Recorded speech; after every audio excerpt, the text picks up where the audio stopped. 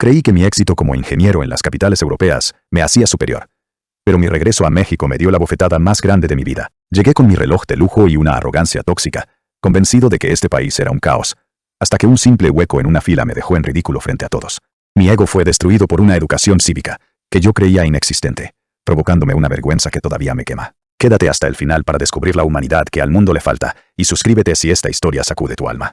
Llegué al Aeropuerto Internacional de la Ciudad de México con el pecho inflado, ajustándome los puños de mi camisa de seda y mirando de reojo mi reloj de edición limitada que me había costado una pequeña fortuna en una boutique de la Avenida de los Campos Elíseos en París. Después de vivir 5 años en Francia, trabajando en los proyectos de infraestructura más ambiciosos de Europa, me sentía como un semidios que regresaba a una tierra de mortales. Para mí, México no era más que un recuerdo borroso de caos, retrasos y una desorganización que me provocaba náuseas. Caminaba por los pasillos del aeropuerto con un desprecio mal disimulado, sintiendo que el aire mismo era más pesado, más sucio, más tercermundista. En mi mente, yo ya no pertenecía aquí. Yo era un ciudadano del mundo, un ingeniero de élite que se había acostumbrado a la puntualidad suiza y a la sofisticación francesa. Miraba a la gente que se amontonaba en las salidas y solo podía pensar en lo mucho que extrañaba la fría y ordenada distancia de Europa, donde nadie te toca, nadie te mira y cada quien vive en su burbuja de cristal. Mi plan original era pedir un transporte privado de lujo, algo que estuviera a la altura de mi estatus, pero por un error en mi aplicación de banca, mi tarjeta principal estaba bloqueada temporalmente. Sentí un arrebato de ire, una frustración que me quemaba la garganta. ¿Cómo era posible que yo, un hombre de mi nivel, tuviera que rebajarme a usar el transporte público en este país? En Francia, evitaba los autobuses porque los consideraba nidos de huelgas y suciedad. Pero al menos, sabía que había una estructura. Aquí, esperaba encontrarme con camiones destartalados, conductores gritando y un desorden que me obligaría a bañarme en desinfectante apenas llegara a mi destino. Con una mueca de asco, decidí que tomaría un autobús solo para confirmar mis prejuicios, para tener una razón más para odiar este regreso, y contarle a mis colegas en París lo terrible que era la infraestructura en México. Saqué mi teléfono de última generación, esperando que ni siquiera hubiera una señal de GPS decente. Abrí una aplicación de transporte local con la intención de burlarme de su interfaz rústica. Pero lo que vi me detuvo en seco. La pantalla se iluminó con un mapa de una precisión quirúrgica. No era solo un mapa estático, era un ecosistema vivo de datos. El sistema me mostraba exactamente dónde estaban las unidades en tiempo real, con un margen de error de segundos. Vi iconos moviéndose con una fluidez que ni siquiera en el centro de Lyon había experimentado. Pero lo que realmente me sacudió fue el nivel de detalle. La aplicación me indicaba la temperatura interna de la unidad, el nivel de ocupación de pasajeros e incluso la huella de carbono que generaría mi viaje. Me quedé mudo por un segundo, pero mi arrogancia rápidamente tomó el control. Seguro es solo una fachada, pensé. Una aplicación bonita para esconder un sistema que no funciona. En Francia somos expertos en estética, y esto me parecía un intento desesperado por parecer modernos. La aplicación me dio 2 opciones de paradas cercanas. Aquí fue donde mi ego de ingeniero empezó a buscar el error. Una de las paradas, según el mapa, estaba atestada de gente. La gráfica mostraba una mancha roja de alta demanda. La otra parada, a solo unos metros de distancia, estaba completamente vacía. Según mi lógica europea e individualista, lo más inteligente era ir a la parada vacía. ¿Quién en su sano juicio se formaría donde hay 100 personas si puede caminar un poco más y estar solo? Me reí para mis adentros. Estos mexicanos no saben usar su propia tecnología, pensé con una sonrisa de superioridad. La aplicación, sin embargo, insistía con una notificación persistente de que debía dirigirme a la parada concurrida. ¡Qué estupidez!, murmuré. Es obvio que el algoritmo está fallando. Probablemente el programador sea un becario que no sabe nada de flujos logísticos. Decidí caminar hacia la parada, llena de gente solo para observar el caos y regodearme en mi juicio. Cuando llegué, vi una fila que se extendía por casi media cuadra. Suspiré con fastidio, mirando mi reloj cada 5 segundos. Aquí está, me dije, la prueba de que este país es un desastre. En Francia, una fila así significaría una espera de al menos 40 minutos y probablemente una pelea entre los pasajeros. Me preparé para el calor sofocante y el olor a desesperación. Pero entonces, sucedió algo que desafió todas las leyes de la física urbana que yo creía conocer. En menos de 3 minutos, un autobús híbrido, silencioso y reluciente, se detuvo frente a nosotros. La gente subió con una rapidez asombrosa y apenas se llenó, otro autobús exactamente igual ya estaba estacionado detrás. Y luego otro. Y otro más. Era una coreografía perfecta de acero y tecnología. Me di cuenta de que el sistema de transporte no estaba fallando. Estaba operando bajo una inteligencia artificial de gestión de demanda en tiempo real, que hacía que el sistema de París pareciera un juego de niños. La parada vacía que yo tanto había elogiado en mi mente, seguía vacía porque el sistema había detectado que no había nadie allí, y había redirigido todas las unidades hacia nosotros para maximizar la eficiencia. Sentí un golpe de calor en mis mejillas. Yo, el gran ingeniero experto en logística, había sido superado por un algoritmo mexicano. El sistema no buscaba la comodidad individual de un tipo arrogante como yo, sino la eficiencia colectiva de toda una ciudad. Al subir al autobús, busqué con la mano mis monedas, preparado para lidiar con un conductor malhumorado, que me daría cambio sucio, como solía pasar en mis recuerdos más amargos. Pero no había conductor cobrando. No había monedas. Todo el mundo, desde el joven estudiante con audífonos, hasta la señora con su bolsa de mandado, simplemente deslizaba su teléfono o su reloj inteligente por un sensor de tecnología NFC que emitía un pitido armonioso. El abordaje era instantáneo. Me quedé ahí parado, bloqueando el paso, con mis monedas en la mano como un idiota, sintiéndome como un hombre de las cavernas que acababa de descubrir el fuego. En Francia, todavía perdía minutos valiosos tratando de validar tickets de papel que se atascaban en máquinas viejas y ruidosas. Aquí, la infraestructura digital era tan invisible como el aire y tan eficiente como un reloj atómico. Me sentí ridículo. Mi reloj de lujo no servía para pagar. Mi arrogancia no me servía para avanzar. Tuve que sacar mi teléfono y con manos temblorosas activar el pago digital mientras sentía las miradas de curiosidad de los demás pasajeros. No me miraban con odio por ser un extraño. Me miraban con una mezcla de paciencia y extrañeza, como se mira a alguien que no sabe cómo abrir una puerta. El interior del autobús era un santuario de modernidad. Había puertos de carga USB en cada asiento, conexión a Internet de alta velocidad que funcionaba mejor que el Wi-Fi de mi oficina en Europa, y pantallas que mostraban noticias en tiempo real y consejos de civismo. Pero lo que más me perturbó no fue la tecnología, sino el comportamiento de la gente. No había gritos, no había música a todo volumen, no había ese ambiente de hostilidad que yo tanto temía. Había un silencio respetuoso, una armonía que me hacía sentir como un intruso. Me senté en un asiento cerca de la ventana, tratando de recuperar mi compostura, tratando de encontrar algo, lo que fuera, que estuviera mal. Busqué una mancha en el suelo, un graffiti en la ventana, un tornillo suelto. No encontré nada. La limpieza era impecable. Al bajar del autobús, todavía un poco aturdido por el choque de realidad, sentí una sed intensa. Vi una tienda de conveniencia en la esquina, una de esas cadenas que hay en todas partes. Entré esperando la típica fila lenta, el cajero con cara de pocos amigos y el olor a café quemado. Pero lo que encontré me dejó con la mandíbula en el suelo. La tienda estaba totalmente automatizada. No había cajeros, no había personal. Era un espacio abierto iluminado con luces LED blancas y ordenado con una simetría que me recordó a las tiendas de diseño en Estocolmo. Tomé una botella de agua y me quedé buscando la caja para pagar. Un joven que pasaba a mi lado, viendo mi confusión, simplemente señaló un pequeño escáner en la salida. Solo tienes que pasar el código de barras por tu celular y el pago se hace automático al salir, me dijo con una sonrisa amable antes de seguir su camino. Hice lo que me dijo. El proceso duró exactamente 3 segundos. Sin filas, sin interacciones innecesarias, sin fricción. Me quedé parado en la banqueta, con mi botella de agua en la mano, mirando hacia el interior de la tienda que funcionaba las 24 horas, sin vigilancia aparente. En ese momento una oleada de vergüenza me inundó. Recordé las calles de Marsella o los barrios periféricos de París, donde una tienda así sería saqueada en cuestión de horas. Recordé cómo los europeos nos jactamos de nuestra civilización, mientras nuestras estaciones de metro huelen a orina y nuestras máquinas expendedoras están vandalizadas. Y aquí, en el corazón de un país que yo había despreciado por considerarlo atrasado, existía un nivel de civismo y honestidad social que yo ni siquiera podía imaginar. Me di cuenta de que mi arrogancia no era más que una máscara para mi propia ignorancia. Me había convertido en ese tipo de profesional que cree que el desarrollo se mide solo en el PIB o en la cantidad de museos antiguos, sin entender que el verdadero progreso está en la capacidad de una sociedad para integrar la tecnología con el respeto mutuo. México no estaba tratando de alcanzar a Europa. México estaba trazando su propio camino, uno que combinaba una vanguardia digital, sorprendente con una calidez humana que yo había olvidado por completo. Caminé unas cuadras más, sintiendo que mi traje de seda me quedaba grande, que mi reloj de lujo ya no pesaba tanto. El brillo de mi ego se estaba apagando frente a la realidad de un país que se movía a una velocidad que yo no había querido ver. Me sentía como un extranjero en mi propia tierra, pero no por las razones que yo pensaba.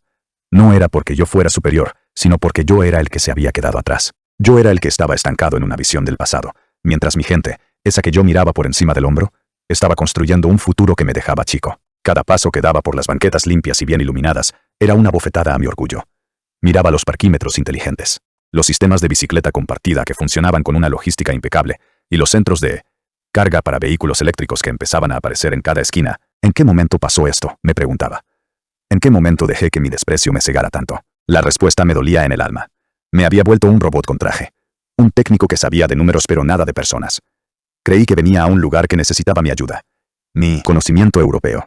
Mi luz de ingeniero civilizado. Pero la realidad era que yo era el que necesitaba aprender. Necesitaba aprender que la eficiencia no sirve de nada si no hay empatía. Y que la tecnología más avanzada es basura si no está respaldada por una sociedad que confía en sí misma. Me detuve frente a una fuente que bailaba al ritmo de una música suave controlada por sensores de movimiento. Vi a unos niños jugando cerca. riendo, mientras sus padres pagaban sus cuentas desde sus teléfonos, con una naturalidad que me hacía sentir anciano. Mi viaje apenas comenzaba, y ya sentía que la bofetada más grande de mi vida me la había dado mi propia ciudad. Pero esto era solo el principio. Todavía no sabía que el verdadero golpe, el que me quebraría por completo y me obligaría a reconstruir mi identidad desde los cimientos, no vendría de una máquina o de una aplicación de inteligencia artificial. Vendría de un simple gesto humano, de un espacio vacío en una fila que me recordaría que, a pesar de todos mis títulos y mis lujos, todavía no sabía nada sobre lo que significa ser verdaderamente civilizado. Mi arrogancia frente a la tecnología había caído, pero mi humillación moral estaba a punto de alcanzar un nivel que nunca olvidaré. Me encontraba de pie bajo el sol abrasador de la Ciudad de México, ajustándome el nudo de mi corbata de seda italiana y revisando obsesivamente mi reloj de pulsera, una pieza de relojería suiza que me había costado lo que muchos mexicanos ganan en un año. Me sentía fuera de lugar, como un diamante arrojado en un depósito de chatarra.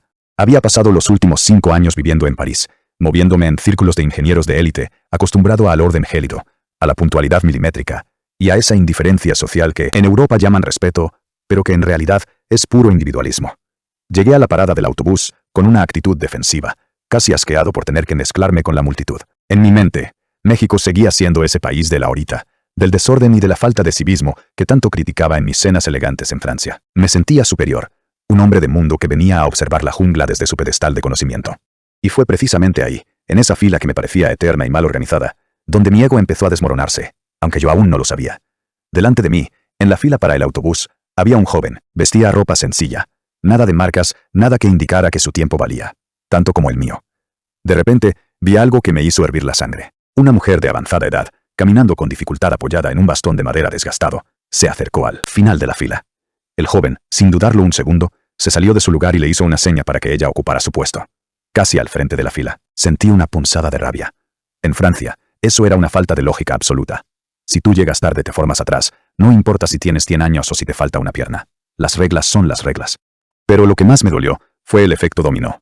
Al dejarla pasar a ella, todos los que estábamos detrás retrocedíamos un puesto. Mi tiempo, mi valioso tiempo de ingeniero de élite, estaba siendo saboteado por un acto de caridad barata. No pude contenerme. La arrogancia me desbordó y le grité al joven con un tono cargado de desprecio. Oye, tú, ¿qué crees que estás haciendo? Si tienes tantas ganas de ser un santo, vete tú al final de la fila. Yo no tengo por qué pagar por tu generosidad. Por tu culpa, todos nos estamos retrasando. Si vas a regalar tu lugar, ten la decencia de formarte atrás y no molestar a los que sí respetamos el orden. Esperaba una reacción violenta. Esperaba que me gritara, que me insultara, que se comportara como el estereotipo de mexicano conflictivo que yo traía grabado en la frente. Pero su respuesta fue una estocada directa a mi orgullo. Me miró a los ojos con una serenidad que me hizo sentir pequeño, y me respondió en un inglés impecable, con una pronunciación que incluso superaba a la de mis colegas en Lyon. Tiene toda la razón, caballero. Mi intención siempre fue irme al final. Solo quería asegurarme de que la señora pudiera subir primero porque le cuesta mantenerse en pie. En un momento, me retiro para no incomodarlo más. Me quedé mudo. El joven no solo era educado, era más culto de lo que mi prejuicio me permitía aceptar. Pero la verdadera bofetada no vino de él, sino de la gente que nos rodeaba. Al ver que el joven caminaba hacia el final de la fila, las personas que estaban detrás de mí empezaron a detenerlo. No, joven, quédese aquí. Usted hizo lo correcto. Pásese para adelante también. Nosotros no tenemos prisa. Nadie estaba enojado. Nadie se quejaba del retraso. Era una orquesta de empatía donde yo era la única nota desafinada. Me sentí como un idiota con traje caro. Pero mi arrogancia era tan profunda que en lugar de aprender, me encerré más en mi burbuja de amargura. Me subí al autobús, rumiando mi coraje, convencido de que todos eran unos hipócritas. Días después, ocurrió el incidente del hueco. Yo caminaba por las calles de la ciudad, todavía con esa mentalidad de el más listo de la clase. Veía las filas para los restaurantes o el transporte y notaba algo que me parecía una estupidez técnica. La gente dejaba espacios vacíos de 3 o 4 metros en medio de la formación. En mi lógica europea, eso era un error de sistema. Espacio vacío es espacio desperdiciado. Así que, cada vez que veía un hueco, yo me metía. Caminaba con paso firme, ignorando a los que estaban atrás, y ocupaba ese lugar libre justo detrás del primer grupo de personas. Me sentía un genio. Pensaba que los mexicanos eran tan lentos que ni siquiera sabían llenar una fila. Y como nadie me decía nada, mi ego se inflaba más. Claro, me tienen miedo. O simplemente son tan ignorantes que no se dan cuenta de que les estoy robando el lugar. Pensaba con una sonrisa cínica. Cuando finalmente me reuní con Mariana, mi amiga que siempre había admirado por su bondad, decidimos ir a comer tacos a un puesto muy famoso. Había una fila larguísima, cortada por un enorme espacio vacío. Sin pensarlo, caminé hacia adelante, y me instalé en el hueco, volteando a ver a Mariana con aire triunfal, como diciendo, mira y aprende cómo se hace. Pero la expresión de Mariana no fue de admiración, fue de una vergüenza absoluta. Se llevó las manos a la cara y me susurró, casi rogando. Por favor, dime que no has estado haciendo esto todos estos días. ¿Hacer qué? Solo estoy aprovechando el espacio. Los de atrás están perdiendo el tiempo. Le respondí con suficiencia. Mariana me tomó del brazo y me sacó de la fila. ¿Eres tonto o qué te pasa?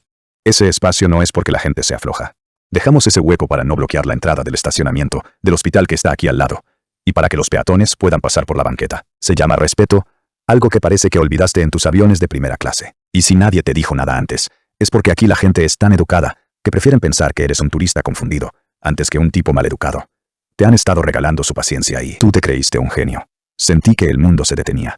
La sangre me subió a la cara con tanta fuerza que me ardían las orejas. Recordé todas las veces que me colé en esos días, todas las miradas de compasión, que malinterpreté como ignorancia. Yo, el ingeniero de éxito, el hombre de la educación europea, era el ser más incivilizado en kilómetros a la redonda.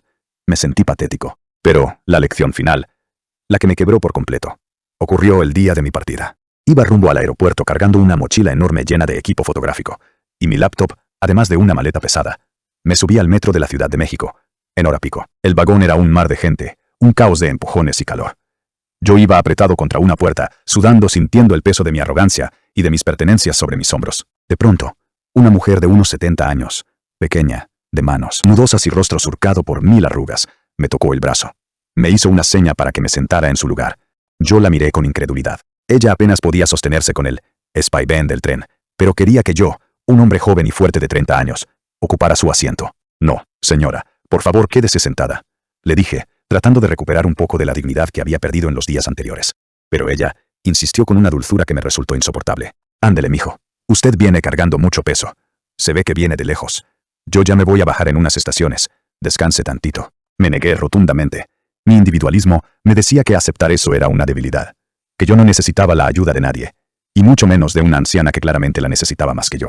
Pero entonces, ella hizo algo que me dejó sin defensas. Al ver que yo no me sentaba, estiró sus manos débiles y me quitó la mochila pequeña que llevaba colgada al frente. No se siente entonces, pero déjeme cargarle esto. Póngalo aquí en mis piernas, así no le pesan tanto los hombros.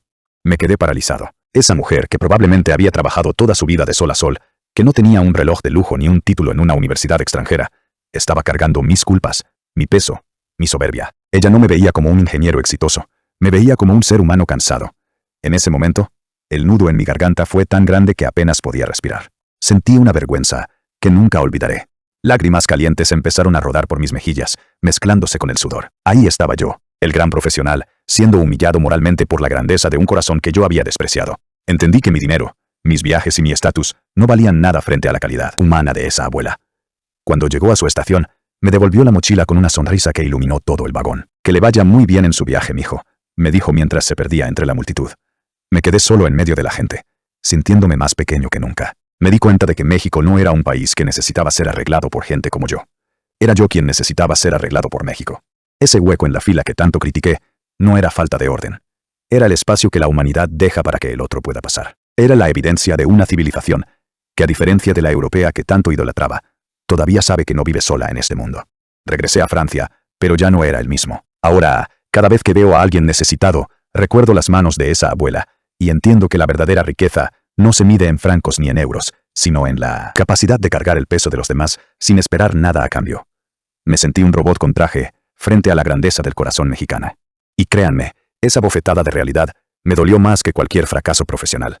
Pero fue lo mejor que me pudo haber pasado en la vida. Regresé a mi despacho, dándome cuenta de que México no necesita parecerse a nadie, porque tiene lo que al resto del mundo le falta: humanidad. Entendí que esos espacios vacíos no eran falta de orden, sino un nivel de respeto que mis lujos nunca pudieron comprar. Me sentí pequeño, un simple robot con traje frente a la grandeza del corazón mexicano.